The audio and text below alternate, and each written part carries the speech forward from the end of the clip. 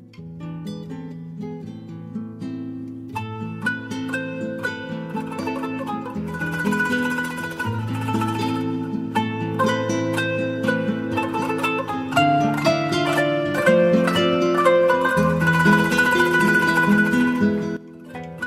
ακούσετε την εκπομπή «Κοινωνικός Διάλογος». Την εκπομπή επιμελείται και παρουσιάζει ο πατήρ Δημήτριος Φορτετσανάκης.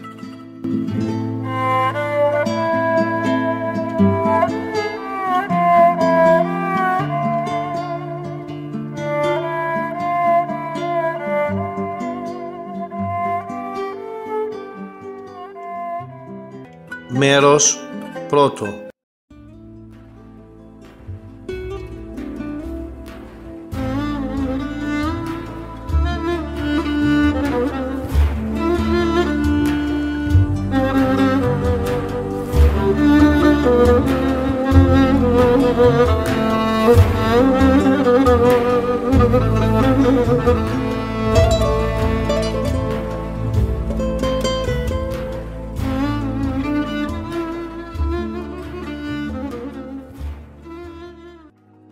Αγαπητοί μας ακροατές, χαίρετε. Ακούτε την εκπομπή «Κοινωνικός Διάλογος» που επιμελείται και παρουσιάζει ο πατήρ Δημήτριος Φορτετσανάκης. Θέμα της σημερινής μας εκπομπής είναι η ασφάλειά μας οδηγώντας το αυτοκίνητο ή τη μοτοσυκλέτα μας και τα τροχαία ατυχήματα. Έχουμε την χαρά να φιλοξενούμε τον κύριο Μιχελάκη, εκπαιδευτή υποψηφίων οδηγών, όπου μαζί του θα συζητήσουμε για το θέμα αυτό. Κύριε Μιχελάκη, καλώς ορίσατε. Καλώς ορίσατε. Ακούμε καθημερινά στο ραδιόφωνο, στα μέσα μαζικής ενημέρωσης, συνεχώς τροχαίο ατύχημα εδώ, τροχαίο ατύχημα εκεί, τροχαίο ατύχημα παραπέρα. Κάθε μέρα δεν υπάρχει μέρα που να μην έχουμε ακούσει και ένα τροχαίο ατύχημα. Και θα ήθελα τη γνώμη σας, σαν εκπαιδευτής και δάσκαλος υποψηφίων οδηγών, πού οφείλονται αυτά τα καθημερινά τροχαία? Καταρχάς πρέπει να πούμε ότι τα τροχαία είναι ένα κοινωνικό πρόβλημα. Θεωρώ ότι είναι το υπαριθμόν ένα κοινωνικό πρόβλημα στη χώρα μας και όχι μόνο στη χώρα μας, είναι παγκόσμιο. Δηλαδή, αν δούμε τα νούμερα στην παγκόσμια οδική ασφάλεια, έχουμε καθημερινά αυξητικές τάσεις. Και όπως αναφέρει και ο Παγκόσμιος Οργανισμός Υγείας, τα επόμενα χρόνια και στο 2020 τα τροχαία δυστυχώς θα αυξηθούν σε όλο τον πλανήτη και η μεγάλη αύξηση θα είναι στις αναπτυσσόμενες χώρες. Παραδείγματος χάρη, η Ινδία, η Κίνα. Σε αυτές θα έχουμε πάρα πολύ μεγάλη αύξηση των τροχαίων δυστυχημάτων. Αυτό λοιπόν αμέσως έχει να καταδείξει ότι ως παγκόσμιο γεγονός, ως παγκόσμιο θέμα, θα έπρεπε να είναι το υπαριθμόν ένα πρόβλημα της παγκόσμιας κοινωνίας. Όταν αδειχάνονται άνθρωποι καθημερινά στον δρόμο, δεν υπάρχει κάτι μεγαλύτερο που να θέλει ιδιαίτερη προσοχή όσο αυτό το γεγονός. Ως κοινωνικό πρόβλημα τώρα, αμιγώς είναι πολιτικό πρόβλημα. Διότι οι κοινωνίες πολιτικά δουλεύουν και πολιτικά ενεργούν. Ή θα πρέπει τουλάχιστον να ενεργούν. Άρα, επομένως, ένα κοινωνικό πρόβλημα ως πολιτικό πρόβλημα μόνο με πολιτική λύση θα μπορέσει να λυθεί. Αν δηλαδή οι πολιτείες, οι κοινωνίες το πάρουν στην αγκαλιά τους που λέμε, πάρουν την προστασία τους και να πούνε αυτό είναι ένα πρόβλημα καθημερινό που πρέπει να δώσουμε λύση. Τώρα, από εκεί στο πρακτικό, αμιγώς πρακτικό κομμάτι, δηλαδή στους δρόμους, τους ελληνικούς ή τους υπόλοιπους της Ευρώπης, που έχουμε τόσο κόσμο να θρηνούμε κάθε χρόνο τόσα θύματα. Ασφαλώς και τα αίτια είναι πολλά. Ασφαλώς και έχει να κάνει με τη συμπεριφορά των ανθρώπων, έχει να κάνει με τη δομή των συγκοινωνικών υποδομών, δηλαδή δρόμους και οτιδήποτε άλλο υπάρχει, σήμανση, φωτισμός κλπ. Έτσι είναι μια ολόκληρη υποδομή, αυτοκίνητα, όλα αυτά. Έχουμε συνηθίσει να λέμε ότι ο παράγοντας άνθρωπος είναι το υπαριθμόν ένα πρόβλημα. Βέβαια, σε αυτόν τον παράγοντα άνθρωπο είναι ένα μπαλόνι το οποίο χωράει πάρα πολλά. Ό,τι δεν μπορούμε να φτιάξουμε, ότι δεν υπάρχει στην υποδομή, το χρεώνουμε στον ανθρώπινο παράγοντα. Και για να γίνω πιο συγκεκριμένος, από τις Γούβες ως τα λινοπεράματα ήταν ένα τμήμα που είχαμε πάρα πολλά θανατηφόρα τροχαία τα προηγούμενα χρόνια. Από τη στιγμή που μπήκε το μπετένι στη μέση, το New Jersey, όπως το λένε επιστημονικά, το διαχωριστικό διάστημα, έχουμε 0 θανατηφόρα ατυχήματα ή 0,01 τόσο %, γιατί έχουμε κάποια λίγα, δηλαδή μετρημένα στα δάχτυλα του ενός χεριού, έχουμε και 3 θανατηφόρα ατυχήματα εκεί. Άρα, επομένως, η υποδομή ήρθε να προσθέσει αυτό που δεν μπορούσε να κάνει ο άνθρωπος. Και η τεχνολογία αυτό κάνει. Φτιάχνει υποδομές και βοηθάει τον άνθρωπο, ή αυτό θα έπρεπε να κάνει η τεχνολογία, να βοηθάει τον άνθρωπο να προλάβει το λάθος. Γιατί ο άνθρωπος, όπως ξέρετε, κάνει λάθος και θα συνεχίσει να κάνει εφόρο ζωής. Το ανθρώπινο λοιπόν λάθος θα πρέπει να έρθει η υποδομή να το προστατεύσει. Δυστυχώς, σε αυτό το τομέα είμαστε πάρα πολύ πίσω. Από την άλλη πλευρά, η εκπαίδευση, η παιδεία, η αγωγή μας, που η κυκλοφοριακή αγωγή δεν είναι κομμάτι ξεχωριστό. Είναι τμήμα της γενικότερης αγωγής μας ως άνθρωποι. Αν δηλαδή η όλη μας συμπεριφορά ως άνθρωποι είναι μια αξιοπρεπή συμπεριφορά, και στον δρόμο θα συμπεριφερόμαστε ανάλογα. Αν είμαστε άνθρωποι αγχωτικοί, αν είμαστε άνθρωποι που δεν υπολογίζουμε ιδιαίτερα τον συνάνθρωπό μας, ούτε στον δρόμο θα τον υπολογίζουμε. Η ταχύτητα, το τιμόνι, το αυτοκίνητο μας δίνει μια εξουσία. Και για να δούμε και κάτι άλλο. Αντιστεκόμαστε στον χρόνο, πώς? Με τη ταχύτητα. Δυστυχώς. Ή ευτυχώς. Αλλά και αυτή είναι μια νομική, μια φυσική νομοτέλεια. Δηλαδή, για να φτάσουμε από εδώ στο Ηράκλειο, αν είχαμε παράδειγμα ένα χρόνο χ, θα έπρεπε να αυξήσουμε την ταχύτητά μας σε ψ. Δηλαδή, έχουμε 10 λεπτά να φτάσουμε από εδώ στην ίδια Βαρβάρα. Έτσι. Άρα, θα πρέπει για να προλάβουμε αυτό το 10 λεπτό να αυξήσουμε την ταχύτητά μας. Η ταχύτητα σε όλες τις δουλειές μας είναι αναπόφευκτη. Για να είμαστε και πιο νέοι ακόμα, για να μπορούσαμε να κρατούμε πιο νέοι στη ζωή, λένε οι φυσικοί ότι θα μπορούσαμε να γυρίσουμε τον κόσμο γύρω-γύρω ξέρω εγώ, σε πολύ χρονικό διάστημα, θα είμαστε πιο νέοι. Η ζωή εξαρτάται και από την ταχύτητα. Έτσι, όπως αφαιρείται και από την ταχύτητα. Άρα λοιπόν, ως δεδομένο ότι αντιστεκόμαστε στον χρόνο με την ταχύτητα, καθημερινά και όσο η κοινωνία μας γίνεται πιο απαιτητική, οι απαιτήσεις για γρήγορες μετακινήσεις θα είναι καθημερινότητα. Άρα επομένως εκεί πρέπει να βάλουμε κανόνες και συμπεριφορές και βεβαίως υποδομή που η ταχύτητα να μην είναι θανατηφόρα. Δηλαδή, πριν από χρόνια, πριν από δεκαετίες ίσως, για να πάμε στην Ευρώπη, έπρεπε να σχεδιάσουμε ένα ταξίδι ημερών, να πούμε ότι θα έπρεπε να αφήσουμε τους δουλειές, να φτιάξουμε το ένα το άλλο, έτσι, να βρούμε στην καλύτερη περίπτωση ένα τρένο πολύ παλιότερα, ή ακόμα πολύ πιο παλιά με κάποιο καράβι που θα πήγαινε σε μια κοντινή χώρα και έτσι, στην Αμερική παράδειγμα, έτσι, αν όχι στην Ευρώπη. Σήμερα φεύγουμε το αεροπλάνο από το Ηράκλειο, ας πούμε, και είμαστε το απόγευμα σε μια άλλη ευρωπαϊκή χώρα. Άρα, επομένως, η ταχύτητα δεν είναι αυτή πάντα που σκοτώνει. Είναι η λελογισμένη χρήση της ταχύτητας. Και η λελογισμένη συμπεριφορά στον δρόμο, γενικώς, έτσι, φέρει αποτελέσματα. Αυτό όμως θα πρέπει να μάθουμε να κυκλοφορούμε. Και για να μάθουμε να κυκλοφορούμε, θα πρέπει να ξεκινήσουμε από πολύ πίσω. Δηλαδή, από την ώρα που το μωρό βγαίνει από το μευτήριο, λέμε. Από εκείνη τη στιγμή αρχίζει η εκπαίδευσή του κυκλοφοριακή αγωγή. Και εγώ θα έλεγα ότι πάει ακόμη πιο πίσω, από τη σύλληψη του εμβρίου. Και αυτό το έλεγε και ο μεγάλος μας φιλόσοφος ο Πλάτωνας, που έλεγε ότι οι Αθηναίοι εκπαιδεύονται από τις ίδιες τις πέτρες της Αθήνας.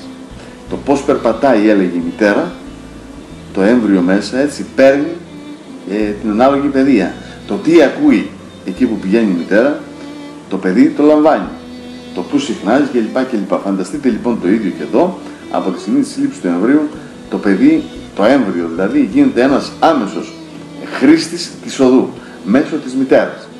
Που η μητέρα θα πάει παράδειγμα με το αυτοκίνητο, οι θόρυβοι που ακούμε απ' έξω, που ακούει η μητέρα, επηρεάζουν το παιδί, το περιβάλλον, το υπόλοιπο, καυσαέρια κλπ. Επηρεάζει την υγεία του παιδιού και βεβαίως η προστασία του εμβρίου από τη μητέρα έχει άμεση σχέση. Αν παράδειγμα πει στο αυτοκίνητο και δεν φοράει η μαμά τη ζώνη ασφαλείας, έτσι, αμέσως θέτει σε εκείνη το παιδί. Το ίδιο και αργότερα που θα είναι πλέον άνθρωπος που θα βγει, θα γεννήσει η μητέρα, η μεταφορά του γίνεται δυστυχώς μέσα σε μια καλάθα, στην καλύτερη περίπτωση, ή στην αγκαλιά της μαμάς στο πίσω κάθισμα. Εντελώς ανορθόδοξο. Στη χειρότερη περίπτωση, ναι. Όλα αυτά λοιπόν δημιουργούν μια κατάσταση και μια παιδεία που το παιδί αυτό τη βιώνει, τη μεγαλώνει. Στη συνέχεια θα δει τον πατέρα του, τη μητέρα του, τους γειτόνους, το σχολείο του, στην κοινωνία την υπόλοιπη και αποκτά εκείνη την παιδεία. Αν λοιπόν εμείς ως κοινωνία να φροντίσουμε από την πρώτη στιγμή να διδάξουμε στο παιδί πώς θα πρέπει να κινείται σε αυτό το χώρο της οδικής κυκλοφορίας, δύσκολο είναι όταν γίνει ενήλικας πλέον να αποκτήσει αυτή την παιδεία που χρειάζεται. Και βεβαίως να γνωρίζουμε όλοι όσοι στοιχειοδός ασχολούνται με την εκπαίδευση, αλλά και δεν είναι ανάγκη να αξιώσουμε την εκπαίδευση, παρατηρώντας την κοινωνία, βλέπεις ότι το πρώτο πράγμα που κάνει ο άνθρωπος στην εκπαίδευση και η πρώτη ενέργεια είναι η μίμηση. Μέσα από τη μίμηση μαθαίνει ο άνθρωπος πολλά πράγματα. Το παιδί λοιπόν μιμείται τους γονείς του. Μετά θα μιμηθεί το γείτονά του, την υπόλοιπη. Μετά θα μιμηθεί το γείτονά του, την υπόλοιπη κοινωνία για να φτάσει σε εκείνο το σημείο. Έτσι λοιπόν όλη η κοινωνία έχει χρέος να βοηθήσει στην ασφαλή κυκλοφορία στους δρόμους. Και πάνω απ' όλα να πούμε ότι η κυκλοφορία είναι ο τρόπος μετάβασης από το ένα σημείο στο άλλο και πρέπει να πάμε με ασφάλεια και να επιστρέψουμε. Δεν θα δείξουμε εκεί ότι είμαστε καλοί άντρες, ούτε όμορφοι, ούτε καλές γυναίκες, ούτε έξυπνοι. Εκεί θα δείξουμε τη δυνατότητά μας να μεταφερθούμε με ασφάλεια από το ένα σημείο στο άλλο, σεβόμενοι πάντα τους άλλους χρήστες. Αν ξεκινήσουμε από αυτή την παράμετρο, ότι σεβόμαστε τους υπόλοιπους χρήστες του δρόμου, έχουμε κάνει το μεγάλο βήμα για τη μεγάλη την καλή οδική ασφάλεια. Ο σεβασμός του και της ιδιαιτερότητας του άλλου χρήστη του δρόμου είναι εκείνο το μεγάλο ατού, είναι η μεγάλη προσφορά, αν θέλετε, στην οδική κυκλοφορία. Γιατί αμέσως κάνεις αμυντική οδήγηση. Όταν σέβεσαι τον άλλον, ακόμα και την ιδιαιτερότητά του και την προσωπικότητά του και τις αδυναμίες του, αμέσως κάνεις μια αμυντική οδήγηση. Ο σεβασμός είναι άμυνα. Έτσι. Και συγχρόνως είναι μια θετική επίθεση θα λέγαμε. Άρα επομένως, με την αμυντική οδήγηση μπορούμε να γλιτώσουμε πάρα πολύ κόσμο. Αυτό λοιπόν που σέβεται την οδική κυκλοφορία, σέβεται τον συνάνθρωπό του και βεβαίως δεν μπορεί να το σέβεται μόνο στον δρόμο, θα το σεβαστεί και στη δουλειά, θα το σεβαστεί και στη γειτονιά. Δεν θα πάει να του πάρει το χωράφι δίπλα ένα πόντο, ούτε θα του κλέψει τα καρπούζια του παραδείγματος χάρη, έτσι, ούτε θα του πειράξει τα πρόβατά του. Όλα αυτά είναι κομμάτια του χαρακτήρα μας στη ζωή μας. Άρα, αν γενικώς κάναμε μια χρηστή ζωή, μια ζωή που σεβόμαστε τον συνάνθρωπό μας, έτσι, αμέσως θα έχουμε και θετικά αποτελέσματα στην οδική κυκλοφορία. Ένα χαριστικό παράδειγμα, πατέρα Δημήτρη, να σας πω. Επιμένω στην ανάδειξη του ανθρώπου μέσα από κάθε έκφραση της ζωής. Οπουδήποτε γεννήμαστε πρέπει να αναδεικνύουμε τον ανθρώπινο παράγοντα. Πρόσφατα λοιπόν στο Ηράκλειο ξαναβάψαν τις διαβάσεις πεζών. Το χρώμα αυτό το λευκό που έδωσαν, που υπάρχει στις διαβάσεις πεζών, ήταν πιο ποιοτικό από κάθε άλλη φορά. Ήταν φωσφοριζέ, ήταν ένα έντονο λευκό και μέσα σε αυτή τη μαυρίλα που είχε ο κόσμος σε αυτό το διάστημα, αυτό το λευκό που απλώθηκε στον κόσμο, στους δρόμους του Ηρακλείου, ανέδειξε άθελα του ίσως, έτσι, μια ανθρώπινη ευαισθησία. Αυτό που παρατήρησα έντονα, γιατί γυρνάω όλη μέρα του Ηράκλειο, ήταν μόλις βλέπανε, πλησιάζαν στη διάβαση πεζών οι οδηγοί, αμέσως σταματούσαν. Τους προκαλούσε το λευκό, αυτό το πάλευκο χρώμα, να δώσουν προτεραιότητα στον άνθρωπο, στον πεζό. Και έβλεπες τις διαβάσεις πεζών να είναι γεμάτες κόσμο. Όχι αυτοκίνητα, σταματούσαν. Αυτό θέλουν. Από εκεί ξεκινάει. Αν δηλαδή δείχναμε ότι αυτή τη στιγμή ο άνθρωπος έχει προτεραιότητα. Και την έχει παντού την προτεραιότητα. Στη ζωή την έχει ο άνθρωπος την προτεραιότητα. Δεν την έχουν τα μηχανήματα. Για πρώτη φορά συνάντησα σε όλα αυτά τα χρόνια το αυτοκίνητο να υπηρετεί τον άνθρωπο και όχι ο άνθρωπος. Χάρη σε μια μικρή παρέμβαση που έκανε ο Δήμος Ηρακλείου, έτσι, οι τεχνικές υπηρεσίες, πιθανόν να ήθελαν τους και αυτοί οι άνθρωποι, έτσι, αλλά είχε θετικό αποτέλεσμα. Θα λέω μικρές κινήσεις, έτσι, οι οποίες να δεικνύουν. Βέβαια, σας πήρα μονότρεμα λίγο. Όχι, έτσι είναι πάρα πολύ ενδιαφέροντα αυτά που είπατε. Έχω σημειώσει αρκετά πράγματα εδώ.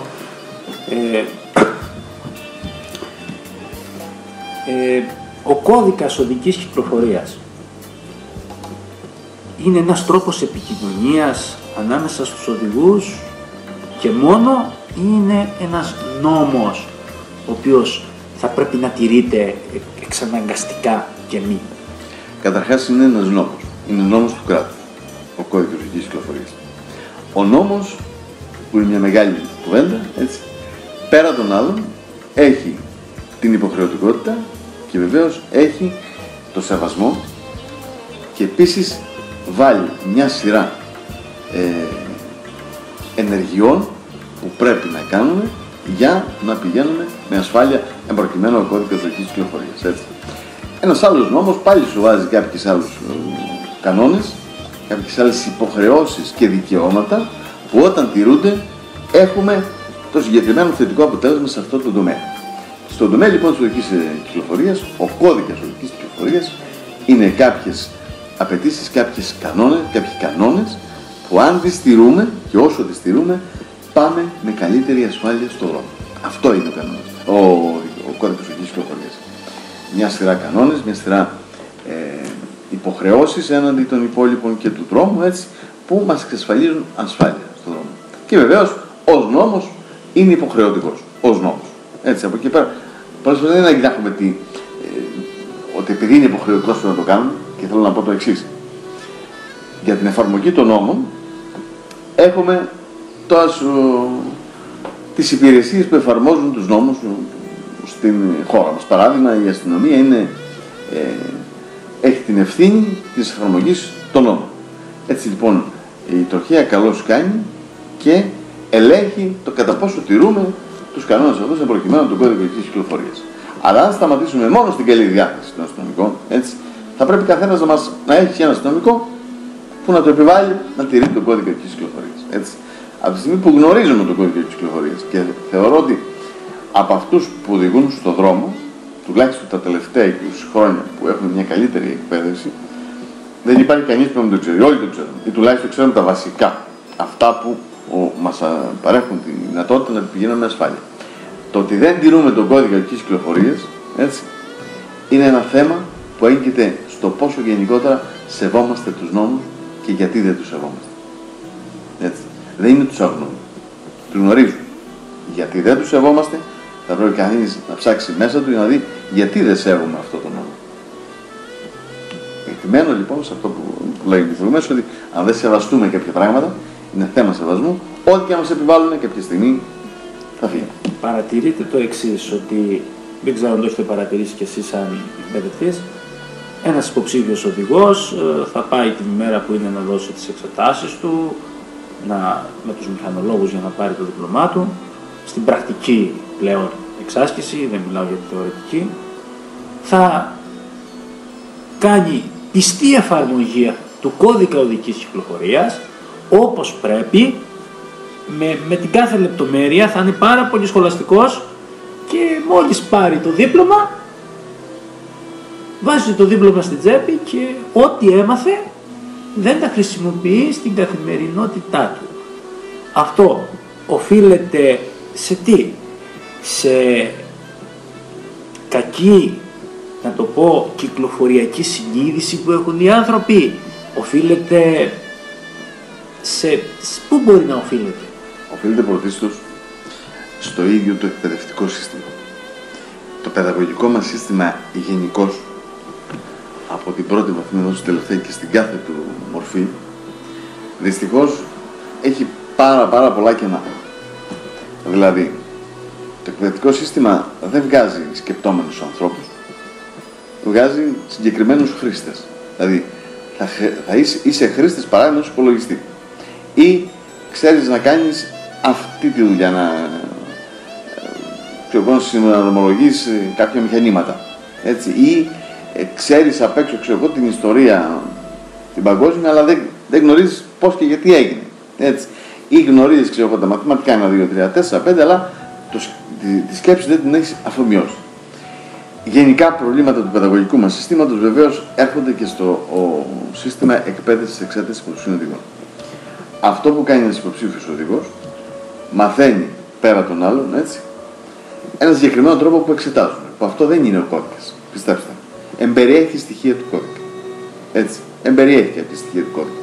Αλλά και ούτε από το σύστημα αυτό της εκπαίδευσης εξέτασης αναδεικνύεται η ικανότητα του υποψηφίου οδηγού να οδηγεί. Ειδικά από το σύστημα των εξετάσεων, σε καμία περίπτωση δεν αναδεικνύεται αν αυτός ο υποψήφιος ξέρει να οδηγεί ή όχι. Είναι ένας τουφλοσούρτης, τον οποίον σύρνουμε όλοι εκεί και είναι μόνο για να πάρουμε δίπλωμα.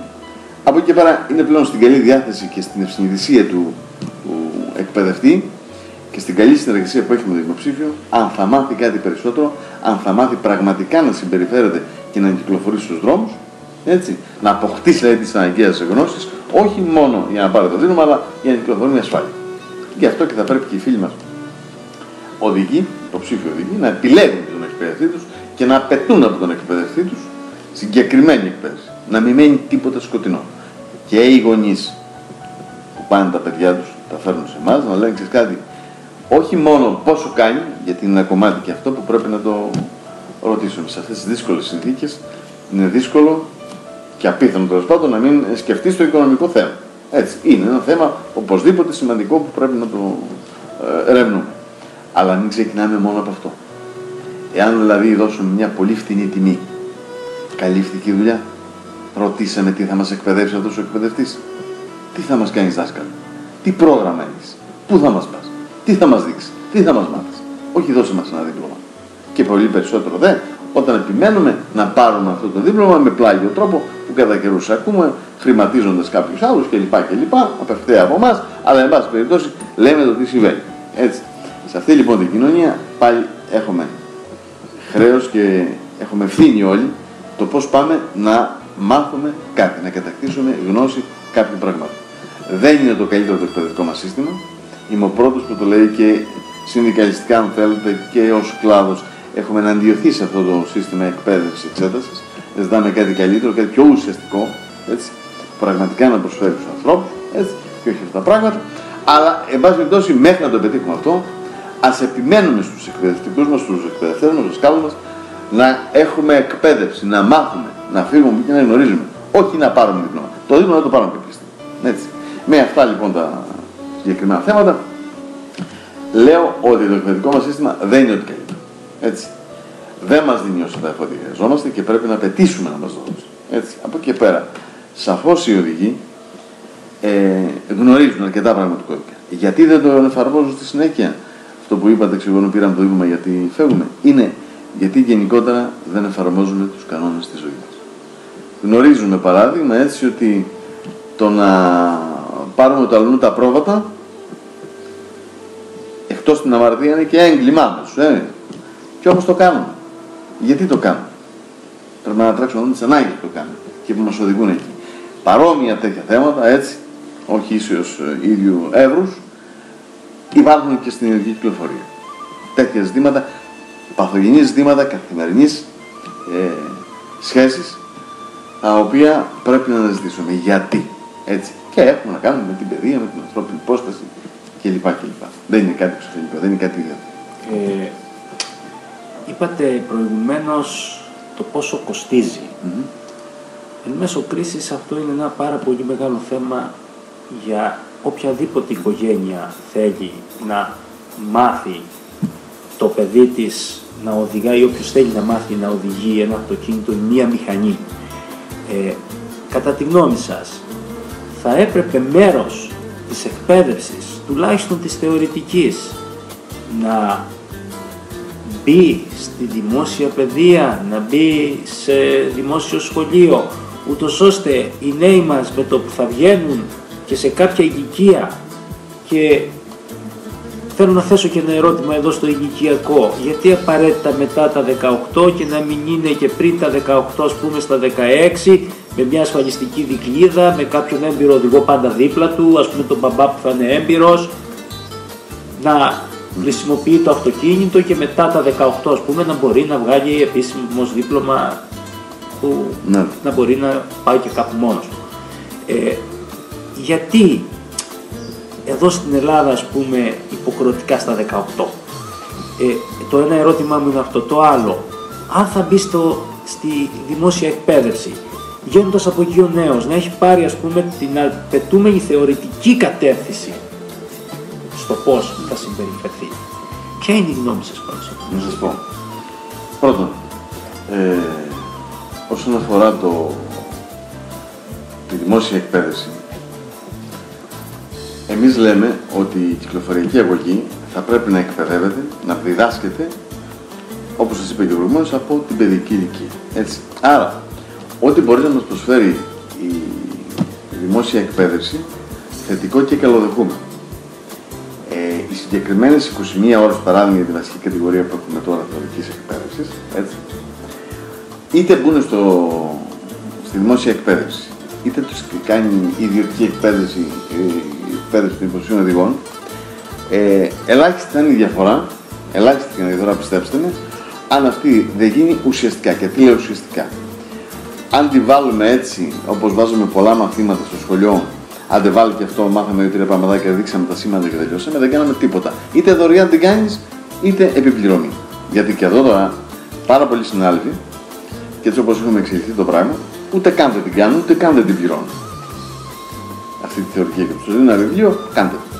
Υπάρχει όμως πάρα πολλοί κόσμοι, πάρα πολλοί συνάδελφοι. Εμείς παράδειγμα στο Ηράκλειο έχουμε ένα κέντρο θεωρητικής εκπαίδευσης που λειτουργεί τώρα 13 χρόνια, που η εκπαίδευση ανέλει πώς γίνεται. Εκεί θα γίνει η εκπαίδευση. Δεν υπάρχει ούτε μία ώρα που να μην γίνει. Με ειδικό δάσκαλο που κάνει μόνο αυτή τη δουλειά, γραμματιακή υποστήριξη, τα πάντα. Έτσι. Ηλεκτρονικούς υπολογιστές για να το μάθει καλά. Έτσι. Άρα επομένως, αυτό που λείπει ποια είναι η εκπαίδευση. Το αν θα το κάνεις στη δημόσια εκπαίδευση ή όχι, ουδόλως θα προσφέρει κάτι περισσότερο. Ίσως να περιορίσει μερικώς το κόστος. Εγώ θα το δεχτώ αυτό το πράγμα. Έτσι.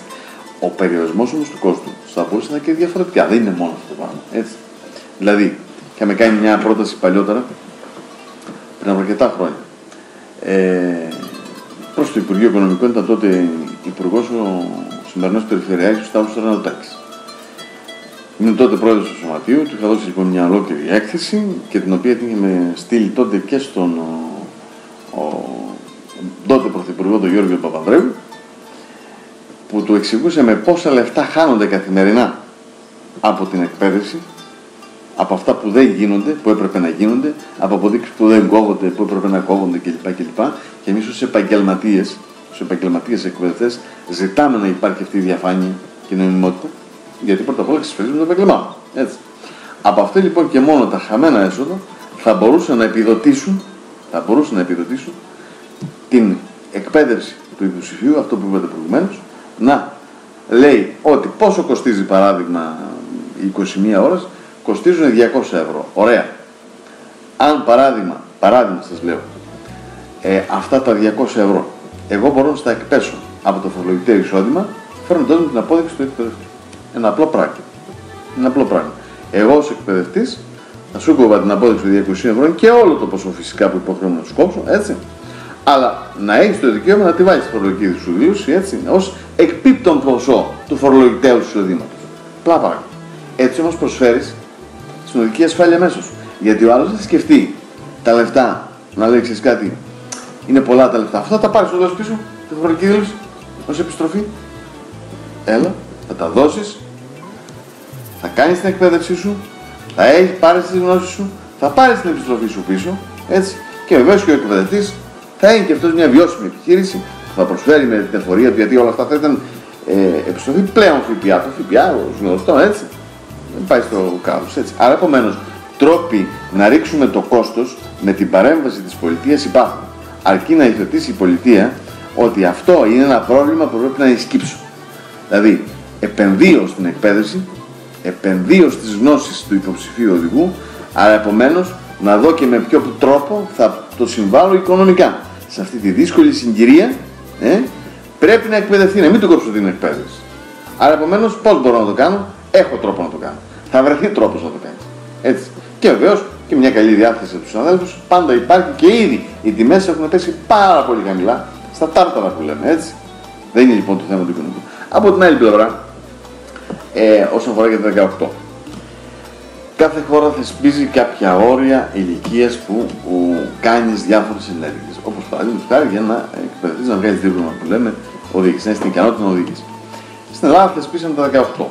Θεωρούμε ότι στα 18, θεωρεί η πολιτεία και η κοινωνία τέλος πάντων, ότι στα 18 υπάρχει μια ωριμότητα του ανθρώπου να μπορεί να εννοήσει και να κατανοήσει τους κυκλοφοριακούς κινδύνους και αναλόγως να πράξει.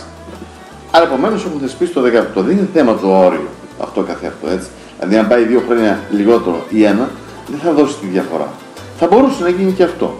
Θα μπορούσε να γίνει και αυτό και να υπάρχει μια συνυπευθυνότητα στο γονέα, όπως το έχουμε σε άλλα κράτη και εσύ, έτσι, τόσο ώστε να είναι πιο καλή η κατάσταση, δηλαδή πιο αποτελεσματική, αν θέλετε. Δεν θα διαφωνήσουμε και σε αυτό. Εμείς έχουμε πει ακόμα πολύ πιο διαφορετικά πράγματα, ότι δεν χρειάζονται ούτε εξετάσεις να δίνουν τα παιδιά. Αυτά, έτσι. Εγώ το έχω καταθέσει και πρόταση στο Υπουργείο αυτό το πράγμα. Θα μπορούσε μια αναβαθμισμένη σχολή οδήγησης, αν δηλαδή αναβαθμισμένες, πιστοποιημένες σχολές οδήγησης, πιστοποιημένο πρόγραμμα εκπαίδευσης, θα μπορούσαμε να δίνουμε εμείς το δίπλωμα με ευθύνη δική μας, έτσι, με μια συνευθύνη κάποιων χρόνων, δηλαδή αν παράδειγμα στα 2 χρόνια παράδειγμα αυτός ο οδηγός, ο νέος οδηγός πραγματοποιούσε ένα ατύχημα με ευθύνη που θα απόρρεε από την έλλειψη γνώσης, έτσι, να έχει ευθύνη και ο εκπαιδευτής. Πώς τον είδωσες δίπλωμα, αφού φαίνεται ότι δεν γνωρίζει παράδειγμα το στόχο, δεν γνωρίζει να χειρίζεται τα μάξι. Πώς του έδωσες δίπλωμα? Άρα, επομένως, όταν θα υπέγραφα εγώ το δίπλωμά σας, θα σκεφτόμουν πάρα πολύ να βάλω την υπογραφή μου. Θα έλεγα όχι, θα πρέπει να κάνουμε μαθήματα, θα πρέπει να κάνουμε εκπαίδευση. Δεν σου υπογράφω έτσι στο πόδι. Ενώ τώρα ως εκπαιδευτής την ευθύνη δεν την έχω εγώ για το δίπλωμα. Το δίπλωμα το βγάζει η Διεύθυνση Μεταφορών και Επικοινωνιών, το Υπουργείο Μεταφορών. Αυτή υπογράφει. Και εγώ υπογράφω μια επεκδήλωση ότι είσαι ικανός για να πάρεις δίπλωμα, έτσι. Αλλά τελική ευθύνη την έχει το Υπουργείο Μεταφορών. Αυτοί δώσανε το OK. Αυτοί πραγματοποιήσανε τις εξετάσεις και αυτοί είδανε βάσει του κανονισμού ότι έχεις ικανότητες. Άρα όταν μπλέκονται πολλοί, έτσι, άνθρωποι που ίσως δεν έχουν τις γνώσεις αυτές που πρέπει να έχουν, δηλαδή αν δούμε ότι οι εκπαιδευτές, όχι ότι φταίνουν αυτοί, οι εξεταστές, με συγχωρείτε, όχι ότι φταίνουν αυτοί, οι εξεταστές τους είπαν να πήγαν να κάνουν τη δουλειά. Είναι υπάλληλοι του Υπουργείου Μεταφορών, ποτέ δεν ήταν εκπαιδευτές, δεν θα είναι ποτέ εκπαιδευτές, καμία σχέση δεν είχαν με την εκπαίδευση, ούτε γνώριζαν, ούτε γνωρίζουν, ούτε θα γνωρίζουν στο μέλλον. Έτσι. Τους δώσαν ένα χαρτί και τους λένε θα πάτε, θα ελέγξετε αυτά τα πράγματα. Ναι, αλλά όταν δεν έχει καν γνώση το πώς εκπαιδεύεται ο άλλος, καν καμία γνώση από την εκπαίδευση, πώς μπορείς να κάνεις άμεση κρίση? Άρα θα εφαρμόσουν το φλεσούρδι, ότι σου είπαν εκεί κάποια κολυβογράμματα και βλέπεις, δεν βλέπεις. Αυτή είναι η κατάσταση. Κατάλαβα. Αλλά επομένως το σύστημα για να φτιάξει με ημίμετρα δεν φτιάχνει. Αν δηλαδή πούμε ότι ας κατεβάσουμε το όριο στα 16, ας πούμε ότι και ο πατέρας του θα έχει την ευθύνη ή ο αδερφός του ή ο θείος του, είναι ένα ημίμετρο. Αν δεν ξεκινήσουμε από την αρχή, έτσι, από κάτω-κάτω να σχεδιάσουμε ένα τέλειο σύστημα. Ένα τέλειο, ένα σύστημα που να έχει όλα τα πράγματα αυτά που λέμε μέσα. Ποιος είναι ο εκπαιδευτής, πώς εκπαιδεύει, πώς θα εξετάσει, τι δυνατότητες έχει, τι επανεκπαίδευση κάνει κάθε χρόνο, τι πιστοποιήσεις έχει. Δηλαδή, εγώ πήρα πριν 22 χρόνια την άδεια, έκτοτε δεν με ρώτησε κανείς το τι ικανότητες δασκάλου έχω, ούτε τίποτα. Ούτε σεμινάριο μου ξανακάνανε, ούτε κριτική μου ξανακάνανε, ούτε τίποτα. Αλλά εννοώ την άδειά μου κάθε 5 χρόνια πηγαίνω στους γιατρούς και λέει μου γιατροί, α, είναι καλά ο Λευτέρης, μπορεί να κάνει ο Λευτέρης. Μα η γνώση μου, μήπως αλλάξει, μήπως καινούργια δεδομένα ήρθανε, μήπως θα πρέπει να έχω τέτοιες γνώσεις. Δεν με ρώτησε κανείς τίποτα. Υπάρχει κάποια επιμόρφωση δηλαδή. Ναι, δεν θα έπρεπε να υπάρχει μια επιμόρφωση. Δεν θα έπρεπε να υπάρχει μια αξιολόγηση κατά καιρούς. Να λένε αυτοί κάνουν τη δουλειά τους, τι κάνουν. Οι εξεταστές κάνουν, δεν κάνουν. Δεν θα έπρεπε να έχουν μια κοινή εκπαίδευση εξεταστές και εκπαιδευτές. Τέλος. Πολλά είναι τα αίτια λοιπόν και τέτοια. Θα σας πω ένα πράγμα για να κλείσουμε αυτό. Στη Σουηδία, και παίρνω τη Σουηδία γιατί είναι μια από τις χώρες οι οποίες είναι πρώτη στη λίστα των θετικών τροχιών, δηλαδή δεν έχει μάλλον ατυχήματα. Είναι τελευταία θα λέγαμε, έχουμε καλύτερα έτσι, τελευταία στον κατάλογο των θανατηφόρων ατυχημάτων. Η Σουηδία. Η Σουηδία λοιπόν από το 1967 περίπου εφάρμοζε ένα σύστημα καθημερινά, έτσι, με επιστημονική παρέμβαση κλπ. Μέχρι που είχε παρεμβάσει από τον δρόμο μέχρι την εκπαίδευση του οδηγού κλπ. Το 1994 το ξανάδαμε το πράγμα και να ξέρεις κάτι, μέχρι τώρα κάναμε ένα λάθος. Θέλαμε να φτιάξουμε ένα τέλειο άνθρωπο που να μην κάνει λάθος. Μα επειδή δεν μπορούμε να έχουμε ένα τέλειο άνθρωπο, θα πρέπει να φτιάξουμε ένα σύστημα υποδομών που να προλαμβάνει το λάθος του ανθρώπου. Και από το 1994 και ύστερα βάλε ένα άλλο στόχο. Ως το 2020 ατυχήματα 0. Τείνουν να φτάσουν στο όριο 0 τα ατυχήματα. Αλλά εκεί έχουμε ολόκληρες υπηρεσίες, οργανισμούς που ασχολούνται με αυτό το θέμα. Καθ' ολοκληρία. Και εκεί δεν αποφασίζει ένας υπουργός ότι αύριο το πρωί κάνουμε αυτό το πράγμα και μεθαύριο κάνουμε τ' άλλο. Εκεί τα υπουργεία είναι το πολύ 40 ατόμων υπάλληλοι. Υπάρχουν όμως εξειδικευμένοι οργανισμοί που κάνουν αυτή τη δουλειά. Και οι οργανισμοί, οι αποφάσεις των οργανισμών επιβάλλουν στους υπουργούς, στα υπουργεία το τι θα κάνουν. Εδώ λοιπόν δεν έχουμε κάποιο τέτοιο οργανισμό να μας πει ότι αν είχαν παράδειγμα ένα οργανισμό οδικής ασφάλειας, ο οποίος οι αποφάσεις του οργανισμού αυτού θα ήταν δεσμεύσεις για την εκάστοτε κυβέρνηση και θα έπρεπε να υλοποιήσει κάτι τέτοιο. Δεν έχουμε. Και βεβαίως αυτό έχει στη όχι ότι είναι από τις καλύτερες ευρωπαϊκές χώρες. Έτσι. Με μεγάλα τεράστια προβλήματα αυτή και οικονομικά και κοινωνικά και βεβαίως με ένα οδικό δίκτυο πολύ δυσκολότερο του δικού μας, με κρύο, με πάγκους, με χιόνια, με βροχές, με ομίχλες κλπ. Κατάφεραν όμως οι άνθρωποι, έτσι, και μια χώρα που παράγει αυτοκίνητα και όμως είπαν εμείς θα περιορίσουμε τα αυτοκίνητα. Δεν μπορεί στην πόλη μέσα να κυκλοφοράνε τόσα αυτοκίνητα. Δεν μπορεί στους δρόμους να κυκλοφοράνε τόσα αυτοκίνητα. Ένα αυτοκίνητο παράδειγμα πηγαίνει ένα επιβάτη. Δεν γίνεται. Αξιοποίησαν τα μέσα μαζικής μεταφοράς. Δώσαν προτεραιότητα σε αυτά. Εμείς τι έχουμε κάνει σε αυτό? Όλη τη μετακίνηση, παράδειγμα, των επιβατών στην Ελλάδα την έχουν χρεωθεί καθαρά τα ιδιωτικά αυτοκίνητα. Οι δημόσιες μεταφορές, έτσι, έχουν πάει περίπατο. Και γιατί? Είναι τυχαίο. Η δημόσια μεταφορά και ό,τι υπάρχει δημόσιο είναι δημόσιο αγαθό. Η υγεία, λέγαμε προηγουμένως, είναι δημόσιο αγαθό. Η παιδεία είναι δημόσιο αγαθό. Οι μεταφορές οι δημόσιες είναι δημόσιο αγαθό. Γιατί εξυπηρετεί τις δημόσιες ανάγκες. Έτσι. Γιατί θα πρέπει να είναι εμπόρευμα? Δεν και καλά. Όλα είναι εμπόρευμα. Όλα πουλιώνουν. Δεν είναι έτσι. Αν λοιπόν βάλουμε τέτοιους στόχους, βεβαίως θα βρούμε και τις λύσεις, θα δούμε πώς θα μπορέσουμε να ξεπεράσουμε. Παρότι λοιπόν η Σουηδία είναι ένα αμιγώς καπιταλιστικό κράτος της Ευρώπης, έτσι, με τα προβλήματά του, τα διάφορα, είχε επενδύσει σε αυτό. Γιατί είπε ο άνθρωπος είναι σε μένα προτεραιότητα. Ο άνθρωπος έχει προτεραιότητα. Τελείωσε. Και τι θα κάνω? Να κρατήσω τον άνθρωπο στη ζωή. Μια δράση λοιπόν ανθρωποκεντρική, όχι οικονομοκεντρική που έχουμε παράδειγμα στην Ελλάδα. Ήταν η εκπομπή Κοινωνικός Διάλογος που επιμελείται και παρουσιάζει ο πατήρ Δημήτριος Φορτετσανάκης. Θέμα της σημερινής μας εκπομπής ήταν τα τροχαία ατυχήματα. Είχαμε τη χαρά να φιλοξενήσουμε τον κύριο Μιχελάκη, δάσκαλο και εκπαιδευτή υποψηφίων οδηγών.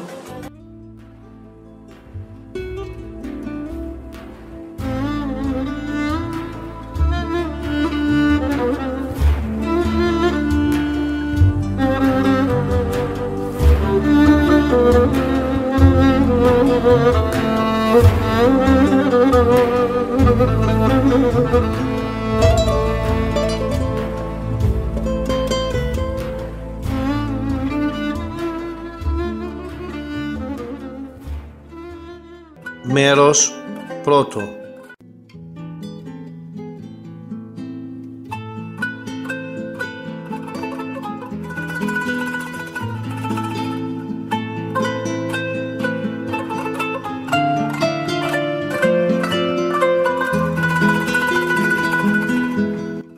Ακούσατε την εκπομπή Κοινωνικός Διάλογος. Την εκπομπή επιμελείται και παρουσιάζει ο πατήρ Δημήτριος Φορτετσανάκης.